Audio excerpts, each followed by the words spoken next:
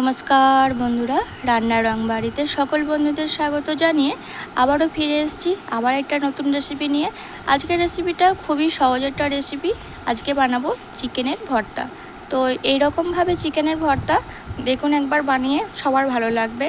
আর এই সময় আশা করছি আমারও যেমন হয়েছিল, জ্বর হয়েছিল, তো প্রায় জনারই জ্বর হচ্ছে। তো জ্বর মুখে মানে ওঠার পর থেকে এইরকম রেসিপি কিন্তু ভাতের সঙ্গে বা রুটির সঙ্গে ভালো লাগবে। তো দেখুন চিকেনটা দেখালাম, তারপরে দেখুন আমি কড়াইয়ে জল দিয়ে দিচ্ছি। জলের মধ্যে দিয়ে দিলাম রসুন আর আদার টুকরো, তারপরে দিয়ে দিচ্ছি চিকেনটা। এবার চিকেনটা দিয়ে আমি একটু নুন দিয়ে এটাকে ঢাকা দিয়ে সেদ্ধ করতে দেবো। আর এইটা দেখুন যতটা পরিমাণ জলে সেদ্ধ হয়ে যাবে আমি ততটাই দিয়েছি, জাস্ট মাংসটা ডুবে গেছে সেরকম পরিমাণই জল দিয়েছি, খুব বেশি জল দেব না। আর মাঝে মাঝে একবার করে চেক করে নেব কতটা পরিমাণ সেদ্ধ হয়েছে। আর এই যে চিকেনের স্টকটা রয়েছে, এটা কিন্তু আমি সম্পূর্ণ চিকেনের সঙ্গে একবারে শুকিয়ে নেব, কারণ এই স্টকটা ফেলে দেব না।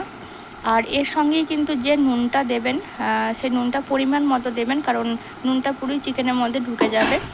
আর রসুনটা অবশ্যই দেবেন, কারণ এটা খুব ভালো লাগবে। আর শরীরের পক্ষেও কিন্তু রসুনটা খুবই দরকার। তো এখানে নিয়েছি কিছু পেঁয়াজ কুচোনো, টমেটো কুচোনো, কাঁচা লঙ্কা আর একটু পাতিলেবু। তো খুবই অল্প উপকরণ দিয়ে এটা বানিয়ে নিতে পারেন। তো দেখুন জলটা অনেকটাই শুকিয়ে গেছে, এবার আমি তুলে নিয়েছি।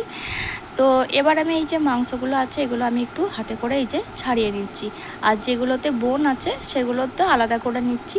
মাংসটা ভালোভাবেই সেদ্ধ হয়ে গেছে। এখানে তো আমার প্রায় 25 থেকে 30 মিনিটই টাইম লেগেছে, কারণ পুরোপুরি ঠান্ডা হওয়া পর্যন্ত 30 মিনিট টাইম লেগেছে। তো এবার আমি কড়াই চাপিয়ে দিলাম গ্যাসে, আবার কড়াইটা ধুয়ে। তো এবার দিয়ে দিলাম 1 থেকে 1.5 চামচ মতো সর্ষের তেল, যেহেতু ভর্তা বানাবো তাই। আর এখানে দিয়ে দিলাম পেঁয়াজ কুচোনো, লঙ্কা কুচোনো আর টমেটো কুচোনো।